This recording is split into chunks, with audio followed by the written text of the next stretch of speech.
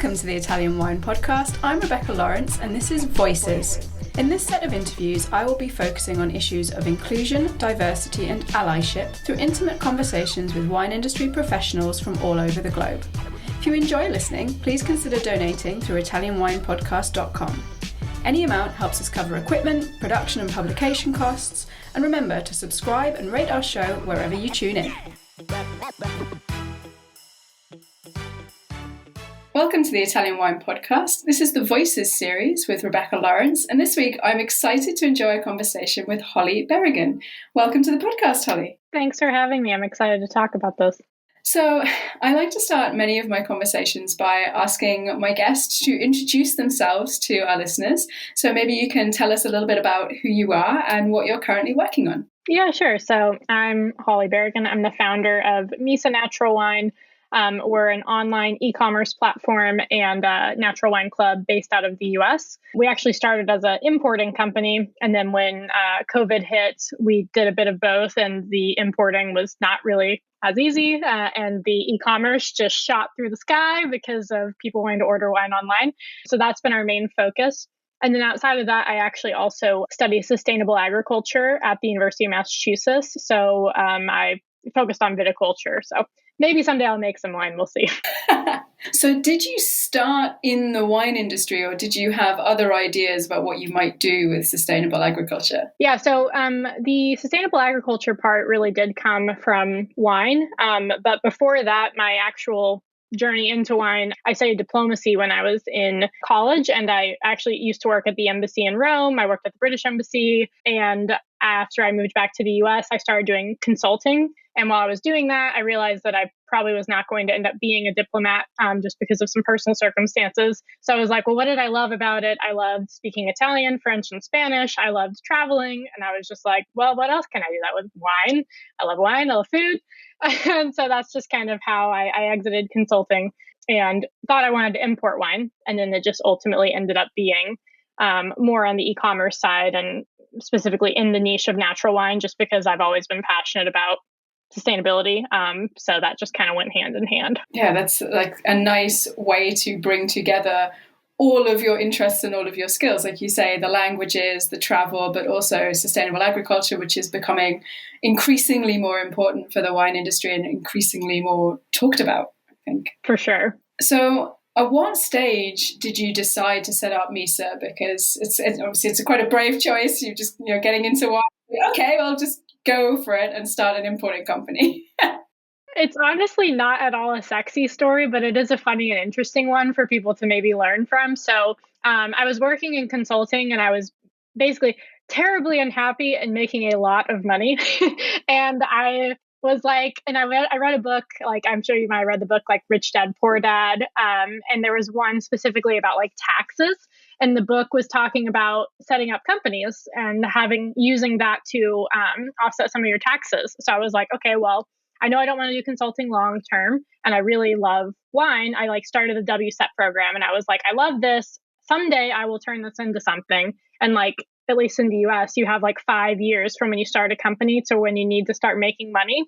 So I was like, I have about a 5-year runway to figure out what it is. And it came a lot quicker than I thought it would, which is great. But I initially was just like, I worked with the Italian trade organization a lot. And so I would go on these trips to Italy that they would help me with finding producers. And I was able to just expense all of that for the first couple of years while I was figuring out what I was doing.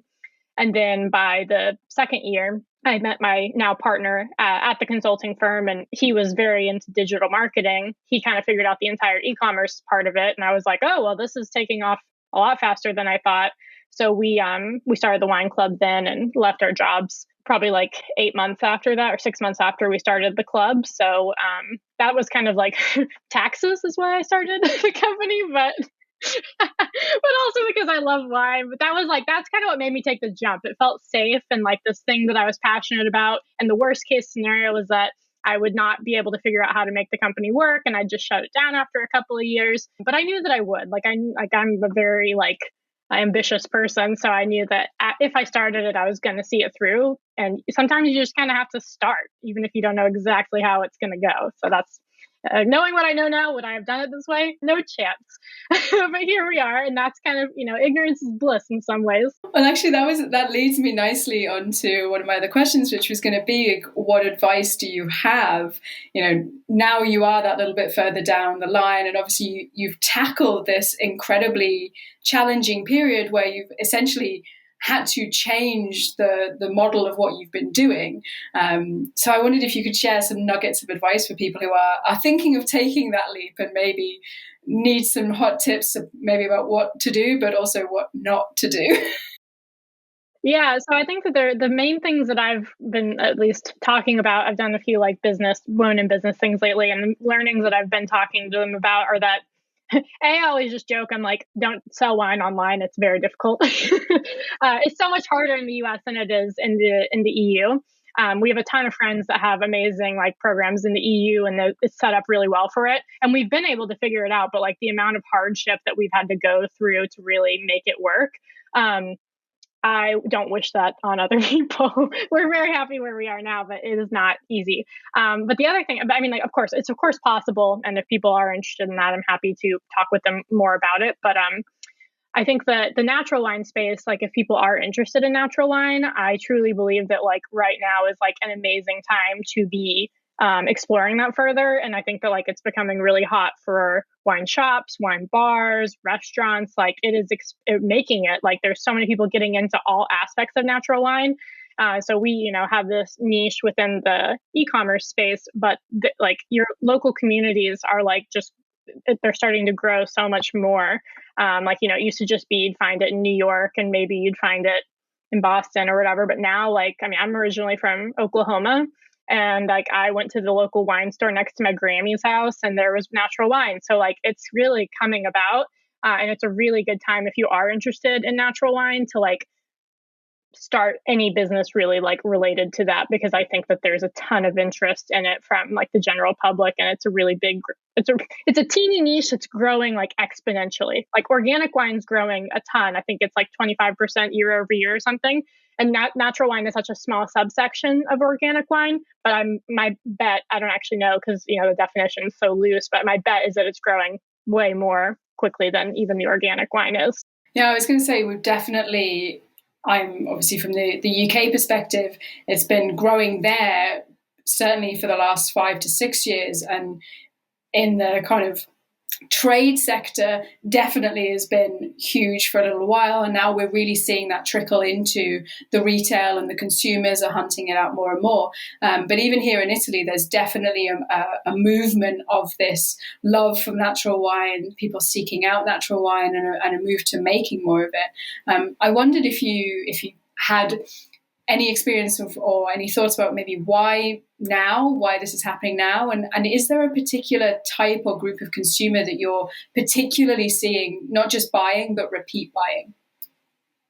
Yeah, I think that if I had to like narrow it down to one thing, I really believe that it's a generational shift, because I think whether you look at the producers or you look at the consumers, like we're all looking a little bit similar. We're probably like millennial, Gen X, Gen Z. No, wait, yeah, Gen X, Y, and Z basically like are all people that have interest and like growing with each generation in organic produce, in being more local in the way that they consume. And so I think that, like so many producers that we work with in Italy and Austria, all over Europe, especially because they're more likely to inherit vineyards than our American producers are, they're making these generational shifts in the vineyards. And I think that that's like also, they're making what they want to drink. And typically like their peers, which are us, are also the people that are wanting to drink that. So I think that it's just going to continue to grow, because I think that millennials, like we're both millennials, and like I believe that probably both of us think, we look at the things we're buying and say like, oh, like, is this organic? Like, where did it come from? And I believe that like Gen Z is even more passionate about it than millennials are. So I think that we're going to just continue to see an increase in like conscious consuming, I guess, and natural wine just fits really well in that category. Yeah, I totally agree with all of that. And I think you're right that it's a natural extension of this love for, wanting to make sure that what you're buying is sustainable. It has sustainability, not just in the sense of like being, organic and sustainable but for the earth, but in other practices. So how you treat your workers and how you deal with people just generally, sustainability across the board. And like you say, this move towards a more conscious consuming. I personally think one of the things that the natural wine world has done particularly well it's recognized its market and has marketed to it. So the marketing of natural wine, the branding of natural wine is very different to what the wine world has traditionally seen. And I think this is a really clever way of taking this great product and saying, well, we'll share it, we'll make it appealing to as many people as possible. Yeah. I think that, it's a double-edged sword, because it's like the cutesy labels and stuff. Like, some people think that it makes it not serious, but natural wine can be serious. But like, I think that anyone that's looking to like downplay that is really just thinking about it from the perspective of like I gotta just stop what I'm about to say because otherwise I'm about to say something that might offend some people. So let me just back up. I think that the people that like to hate on natural wine for it being either like thinking that the people that think that the like fun labels make natural wine less serious are also the people that assume that natural wine is just glue. And like, that's just a category and a part of natural wine. And it's an amazing one. And I think it's so fun and it's a great way to bring people in. But it's like very short-sighted, and that there's so many other pieces of that, like, DRC is also natural wine. So like, it just kind of excludes this entire larger picture of what natural wine is. So I think, and honestly, I think like maybe they're a little bit also haters. Like, they're like you said, like the marketing is going so well. Like, we've been able to bring in so many people to natural wine because they're like, oh, what like cool labels, what a crazy looking color. You know what I mean? And then, but the people stay because it's great wine. So yeah, it tastes good and they trust its provenance. And also that sort of fun marketing doesn't necessarily mean that the wines are whimsical. These are serious wines. People are thinking very seriously about how they're farming. It's harder to farm for sustainability in many ways than it is to farm using big agricultural practices. These are not whimsical wines. They are very serious, but it is a section of the wine industry that doesn't take itself too seriously. And I think that's another thing that really appeals to this new generation of wine drinkers. It's opened the doors for wine. So it's not something where, you have to know your vintages and you have to know your producers and, you have to get really geeky about it. And, you need to know all the tech specs. It is just something that you can enjoy and be comfortable enjoying it because of its provenance. And I think that's really important as a conversation to continue in wine. Yeah, I think that it's nice too, because on a larger scale, it's making wine accessible to more people and easy to understand. And I don't think the traditional ways of, understanding classical wines need to go away. Like, I love nerding out as much as the next person about, crus and vintages or whatever. But most of the time, probably 90% of the time, I just want to have a really nice wine with my food and just like chill, So, and that's how most people are. Like, it's such a small subset of people that truly want to learn all of those things. I think it's great. I think it should still continue on, but like, the 90% of probably more, 95% of the wine world needs to like be able to access it and feel comfortable asking questions and understanding. And I think that's just an easy way to do it in the natural wine world.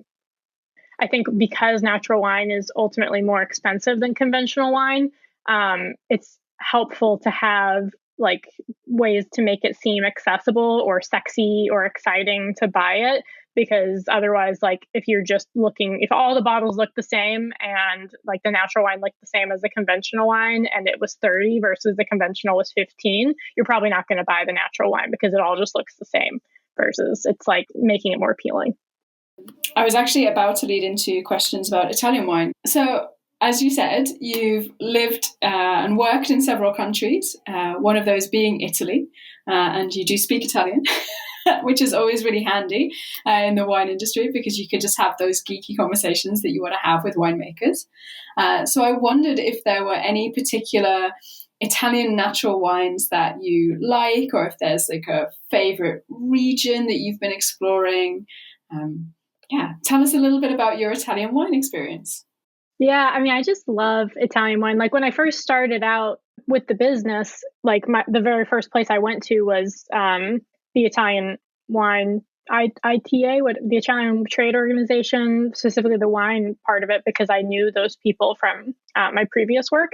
So initially I probably met with like, I don't know, 100 like natural winemakers in Italy versus maybe I did live in Spain for a year after, so I guess maybe a little bit few more Spanish ones, but after Spain now Italian. And I love, like, honestly, like so many regions. I think when I talk to people about natural wine in Italy is I'm like, I think that people generally in wine get really caught up in Chianti, or they get really caught up in like Barolo. And like, of course, there are some really good natural winemakers in those regions, and I love those wines. But I think that natural wine is having really exciting things happening. Like, honestly, I think Sicily is already so hot. Like, everyone knows about it. It's discovered. But like Calabria has really ended up having a really interesting moment because Galliopo, yeah. So there's that one, and then there's another one, or like at least the region that's called like it's like one of like Giro. That's it. So there's like one specific wine that like is just like the best price performing natural wine. It's called Ciro, I think. It's like right from that area, and like it's really putting Calabria on the map. And we've had some amazing ones, like I think it's called Minats, like this new producer from there. Like I think that they're just really making these amazing wines that are like super historic. It's like wines from the Olympics, like thousands of years ago, but like no one's ever heard of them, you know? So I think that natural wine is going to be really great at putting like Puglia, Calabria, definitely like basically what it's done for Sicily, I think it will start doing for the rest of the bottom of the boot. But then also, like, I honestly love, like, one of the wines we first imported was Valpolicella's. So we had like an Amarone, we had a Valpolicella, and those were just unbelievable, like beautiful and like, you know, sort of traditional, but not quite, because like they were able to get the designation, but make everything naturally. And I'm always so impressed when natural winemakers are able to do that, because so many times it's hard to work within the confines of the DOC or the DOCG and still be able to make your natural wine.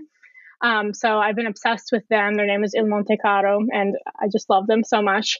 So those two regions are great. And I think I'm interested to see with like even like Molise or like Umbria, like we're just going to start seeing way more wines that are coming out of the less known regions. And I just love that. I love seeing that.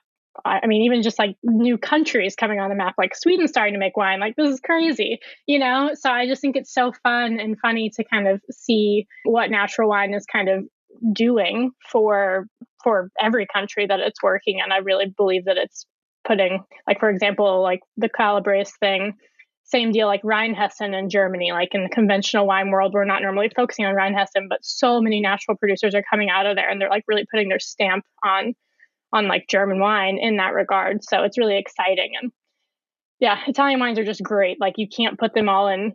There's so many different styles and types. And I also think that, just talking broadly about my experience with natural wine in Italy, I think that they do a wonderful job of making orange wines, like the skin contact wines that come out of Italy. I feel like they're just unreal. Like obviously, you know, it traditionally starts from Georgia, but then like, you know, the like Grabner and Radicon, like those guys are just so iconic, and the way that they're producing these orange wines is just unbelievable. So they like are really setting the stage for what everyone else is trying to replicate in the rest of the world. So we're just going to continue to see really interesting, I think, both regions coming out of Italy and styles of wine coming out of Italy. And I think that a lot of that's going to populate from the natural wine movement. Yeah, I'm so glad that you brought up the skin contact wines, because they're actually one of the things that really made me fall in love, not just with Italian wine, but actually with white wine in particular. As someone who is traditionally just was a red wine drinker, I was really searching for that kind of extra depth in a white wine, something that would maybe make it stand out a little bit for me. And adding that extra depth, that textural component, really launched me into my love affair, not just with Italian wine, but with white wine. And also drew my attention to some of those, like you say, those smaller regions like Molise that maybe people don't immediately think of when they think of Italian wine, but now through natural wine in particular are really getting to kind of set their stall out on the scene. So I'm so glad that you could bring those up. So thank you so much for this fantastic conversation today, Holly. Thank you. And for joining me on the Italian Wine Podcast. Where can our listeners find you, online or on social media? Yeah, so it's MYSA.wine. That's actually our website and our Instagram handle. That's the easiest place to find us. We also have like a Facebook group for people learning about natural wine. But if you basically just look MYSA.wine, you'll be able to find us on all the channels. So check out Holly's social media, check out MYSA. Thank you everyone for listening. Don't forget to follow us on social media, subscribe, and of course donate on the website so that we can make sure these great conversations keep flowing. Listen to the Italian Wine Podcast wherever you get your podcasts. We're on SoundCloud, Apple Podcasts, Himalaya FM, and more. Don't forget to subscribe and rate the show. If you enjoy listening, please consider donating through ItalianWinePodcast.com. Any amount helps cover equipment, production, and publication costs. Until next time, Cin Cin.